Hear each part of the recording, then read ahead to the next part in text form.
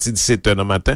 En attendant, nous capables d'écouter sur toute plateforme podcast ou capable regarder le tout sur YouTube, Facebook et puis profiter, abonner pour pas rater rien, abonner sous chaîne WhatsApp nous tout. Yo rendez-vous pour pas jamais manquer sous Alter Radio. Sous Alter Radio, li fait 7h.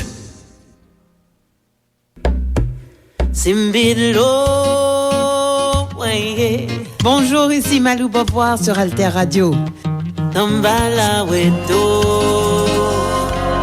Alter Radio, l'idée frais.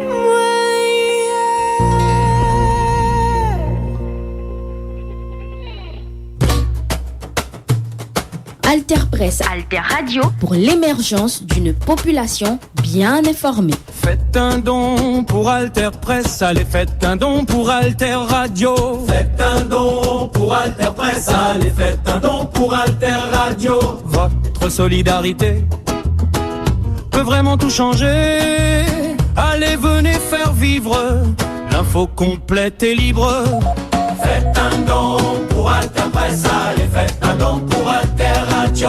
Penchez-vous sur Alter Presse et faites un don. Merci, merci, merci pour l'appui citoyen. Merci, merci, merci de votre soutien. Alter Radio 106.1 FM. Bonjour, je suis avec Thibaut Brutin, directeur général de Reporters sans frontières, la grande ONG de défense de la liberté de la presse. Bonjour Thibaut. Bonjour. Alors, tu es RSF comme directeur, tu étais déjà auparavant RSF dans l'équipe. Voilà, j'ai fait toutes sortes de métiers dans l'organisation, de la mobilisation pour les journalistes incarcérés en Turquie jusqu'à la saisine du Conseil d'État sur CNews. Et je suis devenu le directeur général en juillet 2024, après le décès de mon collègue et ami Christophe Deloire. Qui a porté cette organisation très longtemps, effectivement. Et donc, RSF, ça représente quoi? Vous avez combien? Il y a des gens qui font du plaidoyer, des gens qui font des recherches, des chercheurs. C'est quoi, grosso modo, l'organisation de RSF? Alors, RSF, aujourd'hui, c'est 180 collaborateurs, 15 bureaux et sections à travers le monde, la majorité n'étant pas à Paris. Et c'est 3 métiers. D'abord, informer sur les violations de la liberté de la presse, mener les enquêtes, avoir les informations les plus fiables possibles. On est une sorte d'agence de presse spécialisée sur la liberté de la presse. Deuxièmement, le plaidoyer. On discute avec toutes sortes d'acteurs, parties prenantes de la presse, avec des pouvoirs publics, avec des organisations internationales. On fait du contentieux stratégique pour faire avancer la cause des journalistes et du journalisme. Et puis troisièmement, on est une organisation qui est en soutien direct des journalistes et de l'accès à l'information. On a près de 1000 journalistes qui sont aidés chaque année par RSF pour se relocaliser, payer du matériel quand il a été détruit, payer des frais juridiques, des frais médicaux, mais aussi garantir l'accès des citoyens à l'information. On a un bouquet satellitaire qui diffuse vers la Fédération de Russie, par exemple. Et donc, dans 15 pays, donc la maison mère est à Paris, ce sont des filiales. Quel est le lien entre les bureaux parisiens et les autres bureaux? Alors, ce sont des filiales, si on veut. Enfin, ce sont des organisations de droit national qui sont d'ailleurs dirigées le plus souvent par des personnels qui sont nationaux aussi. Ces bureaux ont un périmètre géographique. Par exemple, le bureau de Dakar, il fait toute l'Afrique. Le bureau de Tunis fait l'Afrique du Nord et une partie du Moyen-Orient. Donc comme ça nous permet d'avoir une vraie expertise et d'être, les Américains ont cette expression grounded in communities, être vraiment immergé dans les communautés journalistiques, parce que notre but, c'est d'être en mesure de connaître à la fois très bien la situation nationale, mais aussi d'être en capacité de réaction hyper rapide. Et ça, c'est quelque chose qui est, je trouve, une des forces de RSF aujourd'hui, c'est qu'on n'est pas l'ambulance de la liberté de la presse, on est aussi en première ligne, et de plus en plus, d'ailleurs, RSF est attaqué à travers le monde pour son travail. Ce qui est plutôt bon signe quand on veut défendre la liberté de la presse, ou mauvais signe par rapport au climat sur la liberté. Est-ce qu'il y a des pays dans lesquels vous n'avez pas le droit d'aller ou dans lesquels on vous a refusé d'établir un bureau? Alors, il y a des pays sur lesquels on a jugé qu'il était plus simple de ne pas aller. Par exemple, je m'étais rendu à Hong Kong pendant le mouvement des parapluies. On sentait qu'il était encore possible de créer une organisation de droit local. Il y avait d'ailleurs une sorte de volonté de la part de la société civile d'accueillir RSF. Mais on voit bien qu'aujourd'hui, on serait probablement soit avec des collaborateurs en prison, soit on aurait été fermé par les autorités hongkongaises sur ordre de Pékin. Donc c'est souvent que nous sommes amenés à réfléchir sur notre implantation en fonction des contextes répressifs. Mais il y a aussi des pays qui tout bonnement et tout simplement ne souhaitent pas que RSF agisse sur leur territoire. Je pense à la Fédération de Russie qui nous a fait l'honneur en août 2025 de nous déclarer organisation indésirable. Au moins, les choses sont claires. Les collaborateurs de RSF ne sont pas bienvenus en Russie et il n'y a pas la possibilité, même pour RSF, d'être officiellement en contact avec des acteurs qui sont implantés en Russie. Donc c'est un assez bon thermomètre. Est-ce que tu fais une carte des pays auxquels vous pouvez aller, dans lesquels il n'est pas possible de se rendre ? Oui, enfin, disons que je dirais que une bonne façon de voir où on en est et qui sont nos amis et nos ennemis, c'est de voir effectivement le backlash qu'on a, le contre-coup. Il y a une forme de virulence de la part de l'administration américaine à l'égard de RSF. Il y a également le Parti communiste chinois qui réagit très vivement à un grand nombre de publications de RSF. Vous avez la Fédération de Russie qui nous a déclaré organisation indésirable. Vous avez les forces armées israéliennes qui ont essayé de nous discréditer. Vous avez l'Algérie qui régulièrement accuse RSF d'être une sorte de faux nez de la France.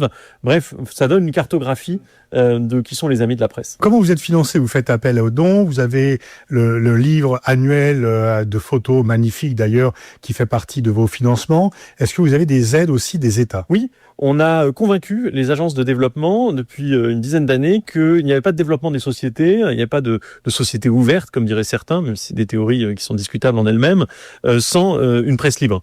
C'est d'ailleurs très souvent associé, la presse, à une sorte de liberté politique, alors que c'est aussi, je crois, la possibilité de faire des choix de santé, des choix économiques, des choix d'éducation, qui sont des choix éclairés. Et donc c'est pour ça qu'on est financé notamment par des contrats de l'Union européenne.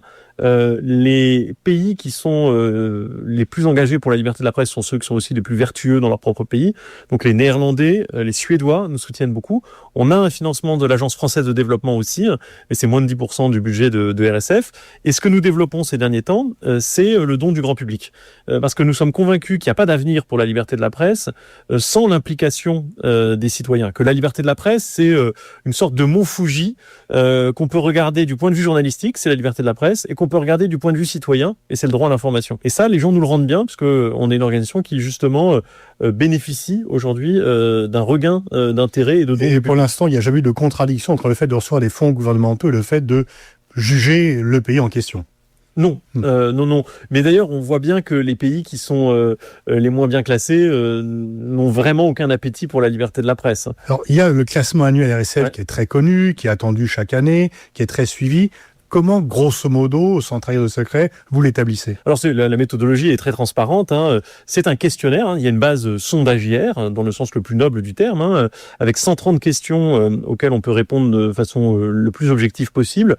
Beaucoup de questions sont des questions d'ailleurs à gradation, un peu, beaucoup, passionnément, à la folie pas du tout. Non, je regarde. C'est plutôt voilà. Est-ce qu'il y a des médias qui ferment fréquemment ? Est-ce qu'il y a des médias qui sont fermés par ordre de l'État, etc. À chaque fois, c'est des questions avec des gradations, avec des précisions, donc on va vers le plus d'objectivité possible et ce questionnaire, on le soumet à des spécialistes de la presse dans ces pays. C'est pas seulement des journalistes et pas seulement des journalistes nationaux, ça peut être aussi des correspondants étrangers, mais on a aussi beaucoup recours à des universitaires, à des juristes, parce qu'ils sont eux en mesure de connaître les situations.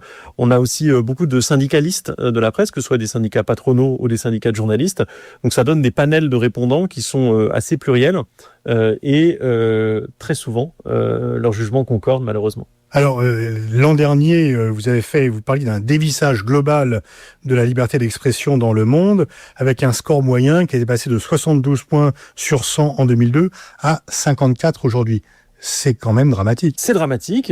C'est pour nous, cette année 2026, l'occasion de faire un regard rétrospectif sur 25 ans, parce que le premier classement date en fait de l'année 2001, il a été publié en 2002, mais il date de l'année 2001. Et on voit qu'il y a une sorte de dynamique qui n'a pas pu être enrayée, qui a été presque implacable après le 11 septembre, où les lois sur la sécurité nationale ont servi de prétexte à la persécution des journalistes, où les lois contre le terrorisme ont servi aussi à une judiciarisation croissante des actes de presse. Et ça explique aussi cette situation dans laquelle on est. On est vraiment au bord du gouffre, là. Je pense que on s'est habitué un peu à un récit négatif sur la liberté de la presse, et RSF prend sa part là-dedans, puisque je crois qu'on est une des principales organisations à commenter ce qui se passe. Mais si vous regardez, vous avez une économie des médias qui est en vrac, Même en France, la moitié des entreprises de presse ont été déficitaires sur l'année 2024. La plupart des médias ne vivent que par les subventions. Par des de subventions l'État. ou par des déficits payés par les qui sont payés par des gens qui ne sont pas philanthropes, croyez-moi, et qui ont un intérêt à tout cela. Vous avez une libération de la parole politique contre les journalistes qui est considérable, qui génère en elle-même une violence sur le monde digital, mais aussi une violence physique. Et Donald Trump, c'est l'incarnation complète de ça. Il injurie tous les jours des journalistes. Vous avez aussi un chaos digital qui n'a pas été réglé, où la presse est invisibilisée dans les sources d'information qui remontent dans les moteurs de recherche, les agrégateurs de contenu et les réseaux sociaux. Vous avez le retour de la violence contre les journalistes. Ce qui se passe à Gaza, ce qui se passe en Ukraine, c'est gravissime. Le cadre du droit international est en train d'être bafoué par des armées qui ont mis en place des tactiques pour essayer de discréditer durablement les journalistes. Je pense que ce qui se passe à Gaza, c'est vraiment un point de non-retour. Et puis vous avez un sujet qui est encore plus profond, qui est celui du déficit de confiance des journalistes. Et ça peut emporter tout. Non seulement les gens ne consomment plus d'informations au sens traditionnel du terme, mais en plus, ils font montre soit d'un tunnel de polarisation, soit d'une fatigue informationnelle et d'un discrédit. Chaque année, la Croix publie une étude annuelle sur la confiance, la crédibilité des journaux. Et en fait, les journalistes, dans la catégorie des métiers dans lesquels les Français se reconnaissent le moins ou auxquels les Français font le moins confiance, les gens arrivent souvent quand même dans la queue du peloton, alors qu'en même temps, les Français consomment beaucoup d'informations. Il y a un peu un paradoxe quand même. Et ils sont inquiets pour la liberté de la presse. Donc ça, il y a des raisons d'espérer. C'est-à-dire que on voit que le problème aujourd'hui de la confiance dans les médias et plus généralement dans le journalisme, c'est aussi une sorte de maladie qui n'a pas été traitée. Et j'invite vraiment les dirigeants des entreprises de presse à regarder ce sondage plus en profondeur. Quand vous regardez, vous voyez que les citoyens, ils ont 3 types de récriminations. Ils veulent qu'on distingue l'opinion de l'information. Alors c'est compliqué à faire, mais je crois que c'est possible. Ils demandent à ce que le cycle de l'information... C'est le b.a.-ba normalement. C'est le b.a.-ba. Alors après, tout le monde pourra dire qu'on rentre dans des considérations théoriques, qu'est-ce qu'une information, qu'est-ce qu'un fait. Je vous promets que c'est faisable, on peut y arriver. Il y a une volonté aussi de distinguer le principal de l'accessoire. Ce sentiment qu'on a un flux d'informations qui est excessif en quantité, et puis aussi sortir d'une sorte de flux continu avec une trop grande rapidité du flux informationnel. Donc ça, c'est des demandes des citoyens. Avec le principe des chaînes d'information permanentes, avec le breaking news, avec... Alors, moi je pense que sur la rapidité, oui. Après, on peut avoir des chaînes d'information en continu qui ne sont pas des chaînes d'opinion. Et d'ailleurs, juridiquement, je le rappelle en France, les chaînes d'opinion n'existent pas.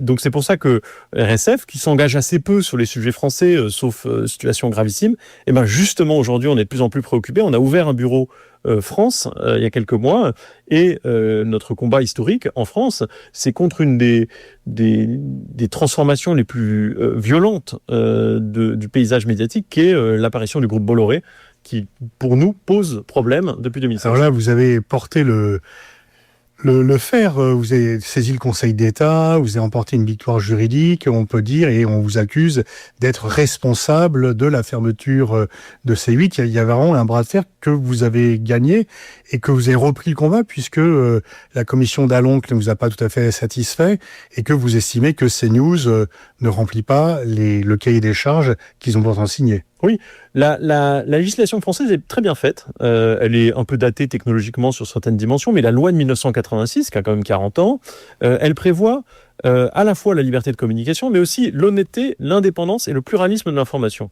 C'est des termes très génériques, mais très nobles. Et pour nous, il est important que ces termes aient de la substance. Et les conventions de chaîne sont le reflet de ça. À la demande du régulateur, l'Arcom, il y a des obligations qui ont été posées quand on veut disposer d'un canal public. Parce que je rappelle que quand vous êtes sur la TNT, vous utilisez une sorte de fréquence qui appartient à la communauté citoyenne. Sur l'indépendance, on a obtenu gain de cause, même si on n'est pas aussi avancé qu'on le souhaiterait. C'est-à-dire que l'Arcom a convenu, le régulateur a convenu qu'il n'était pas possible de se contenter de sanctionner ou de constater quand il y avait des incidents à l'antenne qui portaient atteinte à l'indépendance. Je prends l'exemple de Louis Boyard qui avait été interrompu sur C8. Ça, c'est évidemment un exemple de censure à l'antenne. Il parle de l'actionnaire, Monsieur Bolloré, et paf, on lui débranche le micro. Mais en vérité, nous, on travaille dans 130 pays dans le monde. on voit bien que ça se passe autrement. C'est en amont qu'a lieu la censure. Il faut que le régulateur ait regardé plus profondément là-dedans. Il y a la question de l'honnêteté. On voit à répétition des campagnes de haine déclenchées contre des figures publiques, contre des journalistes, grâce à des antennes comme celle de CNews. Et puis il y a la question du pluralisme, qui est une question qui est vraiment importante, fondamentale. Les pays qui ont renoncé aux obligations de pluralisme à la télévision sont des pays où la polarisation s'est trouvée naturellement accrue. L'exemple typique étant les États-Unis, qui au moment de la présidence Reagan ont dérégulé la télévision. Il n'y a plus d'obligation de pluralisme. Et qu'est-ce que vous voyez arriver ? Eh bien, vous voyez arriver Fox News. Alter Radio. Tu as parlé tout à l'heure du 11 septembre, donc en fait, le problème c'est qu'auparavant, les choses étaient simples, il y a les démocraties où les libertés de presse existaient et les dictatures n'existaient pas, mais maintenant, ce que RSF constate, c'est que, y compris dans les démocraties, il y a un recul pour les libertés de la presse. Oui, l'Union européenne est un espace qui demeure plus avantageux pour les journalistes que le reste du monde. Ça, c'est quand même une réalité.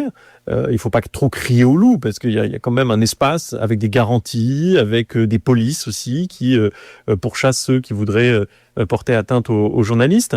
Mais même dans l'Union européenne, on voit un déclin. Et c'est pour ça que nous avons appelé de nos vœux le règlement européen sur la liberté des médias, qui rentrera en vigueur en août 2025. Et ce règlement, il pose un cadre qui doit s'appliquer bien évidemment aux pays de l'Union européenne auxquels on peut penser naturellement, la Hongrie, la Slovaquie, qui sont des pays qui ont connu ou qui connaissent des régimes qui cherchent à affaiblir le journalisme. Mais il faut que tout le monde regarde aussi dans sa cuisine, et personne n'est parfait. Et la France, par exemple, aujourd'hui, presque un an après l'entrée en vigueur de ce règlement, n'est toujours pas en conformité. Monsieur Arnaud peut racheter le magazine économique Challenge, alors qu'il est la première fortune de France et détenteur de 90% de la presse économique française, sans que personne n'y trouve à redire. Et non seulement l'opération, qui est une opération de concentration, est validée, mais en plus elle permet le déboulonnage des garanties d'indépendance qui existaient pour la rédaction de Challenge. C'est pas normal. Nous, on est allé au Conseil d'État, ça sera jugé dans quelques jours. Alors, il y a aussi auparavant le fait d'avoir un bandeau, un marque presse, quand on était dans une période de conflit, vous protégeait. Aujourd'hui, il ferait pas ce que les journalistes retirent leur qualité de presse parce que ça en devient des cibles. C'est parmi les conversations les plus pénibles qu'on a. Je dois avouer que c'est des conversations très très dures avec des journalistes en Ukraine notamment qui nous disent moi je mets plus ma chasuble presse parce que les drones russes vont me cibler. Ou à Gaza, une chose qui m'a énormément meurtri, j'en ai encore de l'émotion quand j'y repense, c'est les journalistes qui nous disent en fait les citoyens, les passants, les gens dans la rue ne voulaient plus nous parler, ne veulent plus nous parler parce qu'ils ont peur que nous attirions en fait la foudre israélienne. Et ça, c'est écœurant de voir ça. Le droit international est très clair là-dessus. Il y a une résolution des Nations Unies qui explique que la sauvegarde des populations est en quelque sorte fonction de la présence des journalistes sur place. Là où il n'y a pas de journalistes, vous pouvez craindre le pire. Et je dis souvent, qui dira l'horreur des crimes de guerre ? Qui dira les génocides s'il n'y a pas de journalistes ? Et on a besoin de cette fonction. Et c'est pas le moment, justement, de porter atteinte au droit international, de diminuer sa portée ou sa valeur.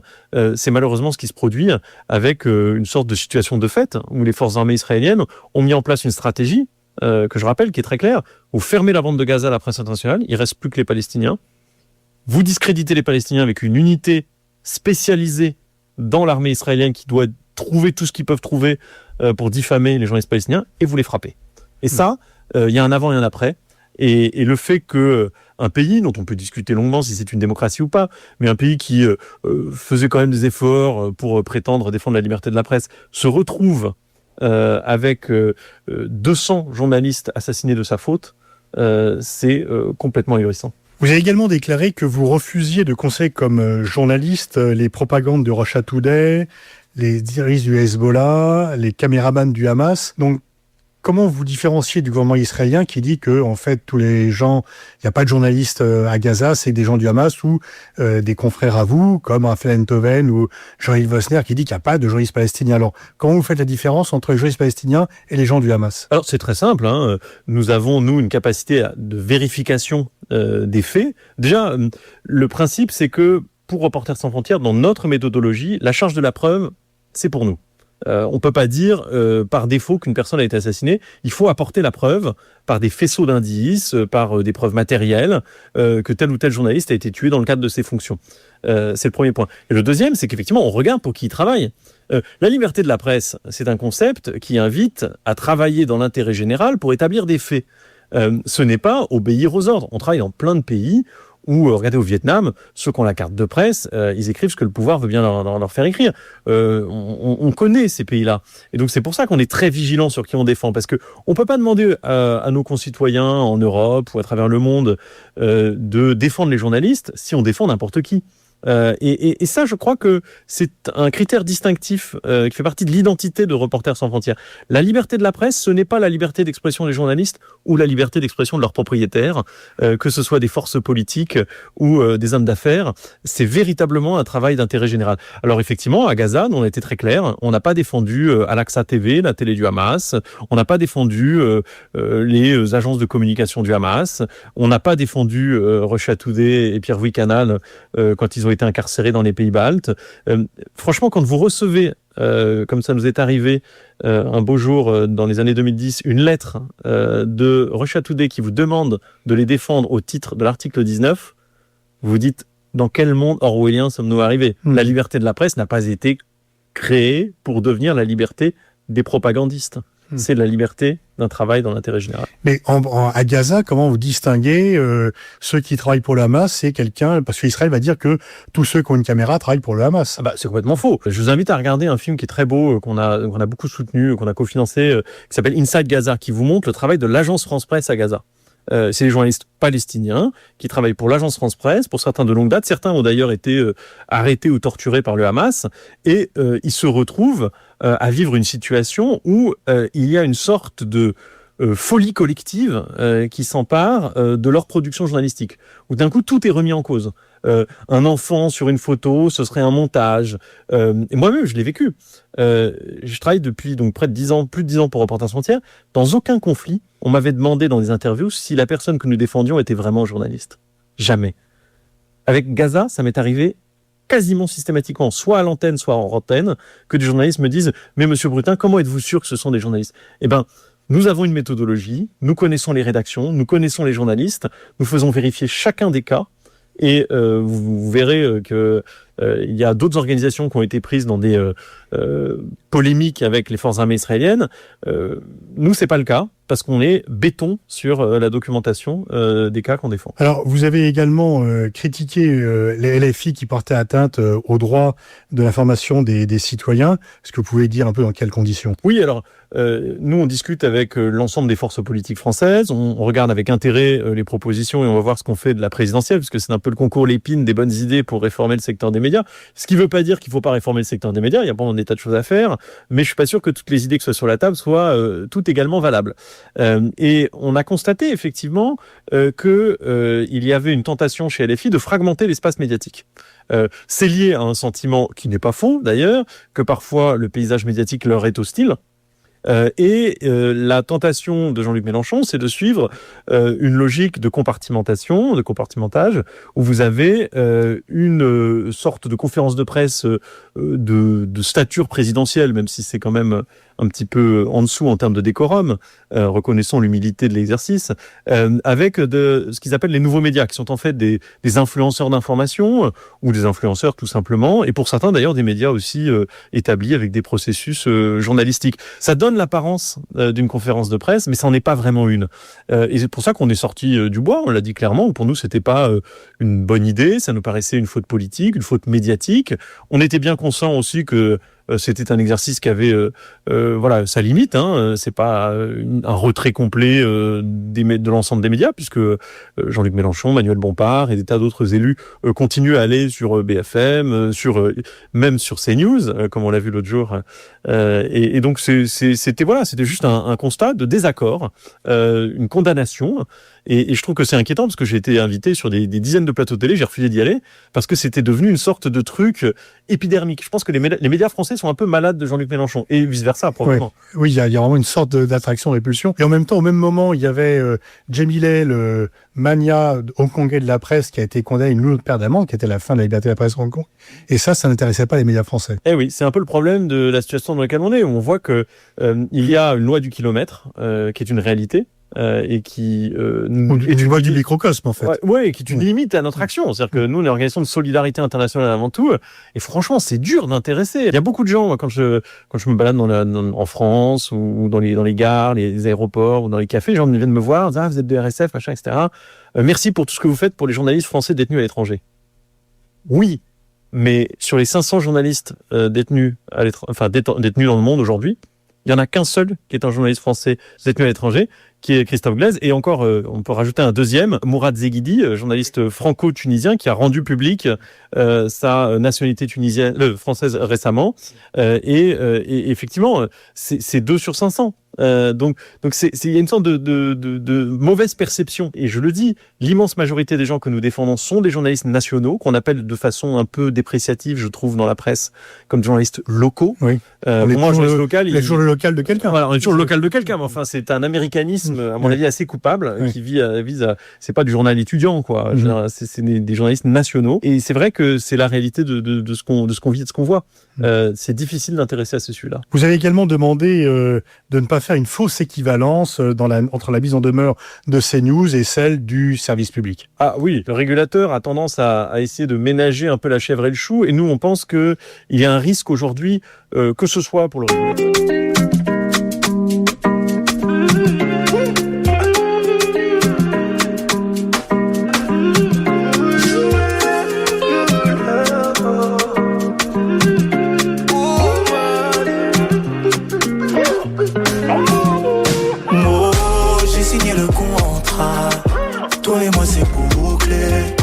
La vie c'est le combat. Avec toi je n'ai pas douté. Oh, le contrat. Pour toi et moi c'est bouclé. Oh, le contrat. Oui, le contrat. Ils ont fui trop tôt. Là ils ont fui un peu trop tôt. Depuis que les comptes se sont remplis, on est beaucoup moins sur les photos. Hey, tu es la seule qui est restée. Oh. Seulement 2 jours qu'on est liés. Oh. Tu as les clés, faut verrouiller. Oh. Tout est signé. Oh. J'ai signé le contrat. Toi et moi c'est bouclé. La vie c'est le combat. Avec toi je n'ai pas douté. Oh, oh, le contrat. Toi et moi c'est bouclé. Oh, oh, le contrat.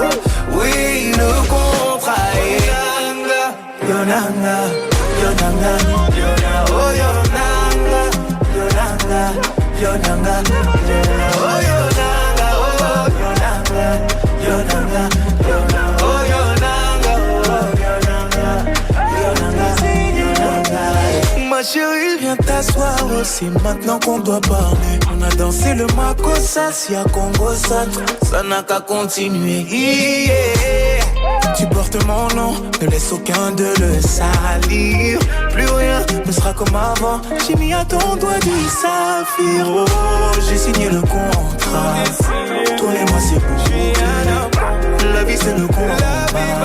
Avec toi je n'ai pas douté. Oh, le contrat.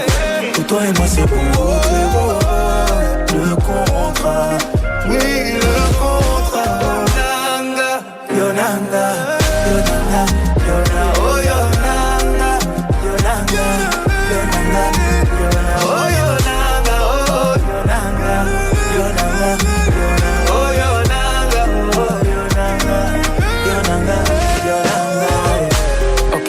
Casse love, maintenant qu'elle est dit casse love, et pas de casse love, je n'attends que casse love, casse love, je n'attends que casse love.